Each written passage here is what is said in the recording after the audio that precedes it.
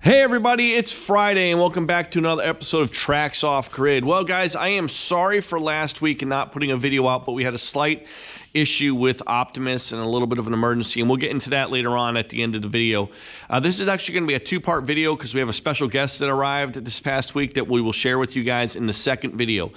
Let's go ahead and talk about what we got done on Bertha, formerly known as the Beast. The client had changed the name a few weeks back, and we just keep referring to it as the Beast, but now it's Bertha. As you can see up top, we got some nice little orange glowy things up there. Those are the clearance and marker lights that we finally got installed.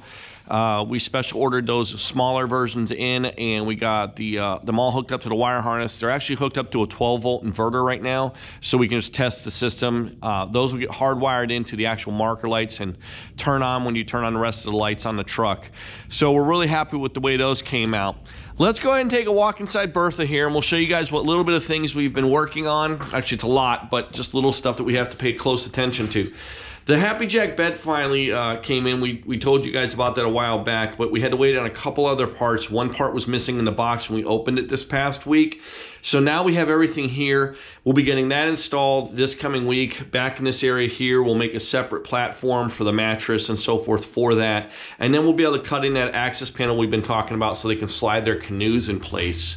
Inside the bathroom / wet bath, we got our new Skylight Vent installed.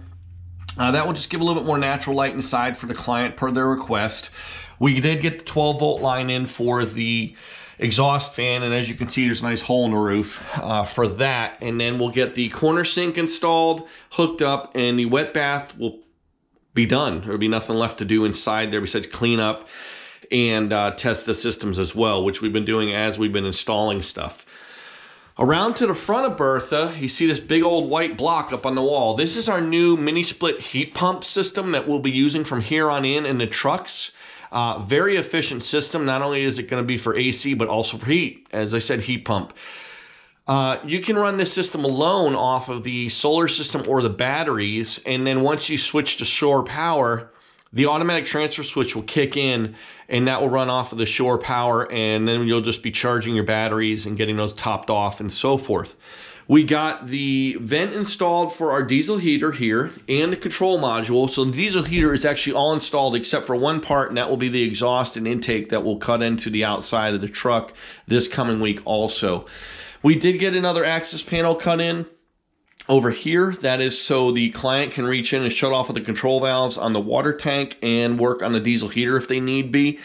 I'm also going to install a separate shutoff for the propane system, so that way if they had to shut down the system inside the truck, they can. But again, you can also just go outside and shut off the tanks, and that will shut the system down entirely also. Just another preventative backup system in there, again, for their own peace of mind. But again, really happy with the way all that's coming out. Let's take a walk outside, and we'll show you guys a few more things on the Bertha, that we worked on this past week and we're able to finally finish, and some new stuff that we're putting in now that will be done this coming week. As you can see over here, I got the propane tank mounting bracket in place. So that's all done. We shot this yesterday and it finally cured out. So nice new durable finish on that with the bed coating. I'll keep it nice and clean for years to come and have the durability it needs. We also got the tanks permanently mounted now. So over here, I was like, what do we do with this space? And I was like, that is a perfect spot for our diesel heater tank.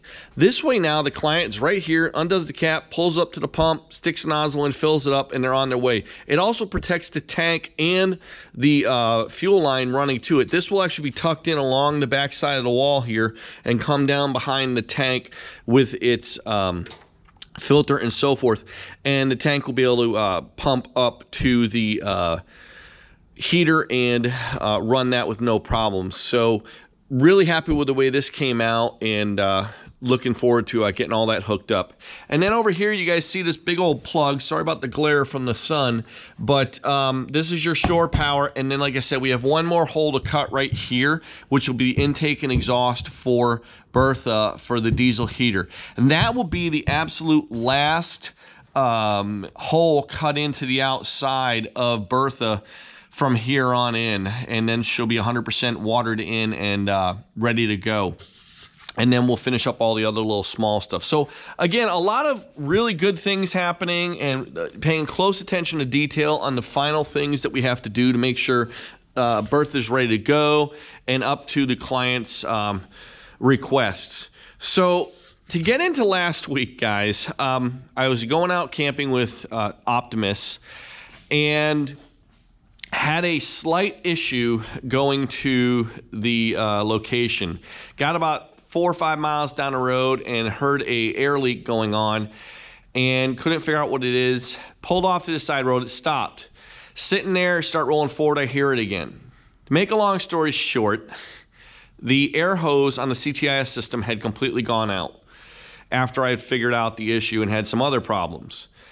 Was able to get the tire reinflated, and as I started driving down the road, it finally let loose 100%, and I ended up destroying the tire on Optimus and had to change a 500+ pound tire on the side of the highway. It is not a fun ordeal, I can tell you, but what that taught me was another lesson as well, and that was making sure I had the proper equipment on board to do what I needed to do. I had my Milwaukee Impact, I had my air jack, I was able to get everything done and back on the road to head back to the shop here to diagnose the rest of the issues. Once I got back to the shop, the other thing I had noticed was as I was putting the new tire on, the new CTS valve and everything, the valve wasn't lining up. And the reason is even though I put the wheels on with the Milwaukee Impact, which does a wonderful job and is still one of our favorite tools in the shop, had a slight issue. I noticed that a couple of the lugs were backed off and loose. And what that led me to believe or figure out was that there is a small little button on the Milwaukee Impact that I guess I hit it somehow and I did not torque them down to spec. Well, another thing, again, make sure you have the right tools on board.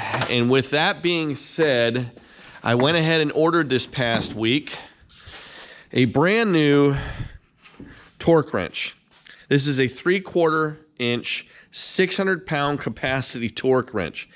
Again, guys, you have to make sure you have the right equipment on board, and this is what it does. And this is what we need. And I would tell every client that's getting one of these trucks, buy one, spend the money. They're a few $100s. It's well worth it. And go back and check all that stuff.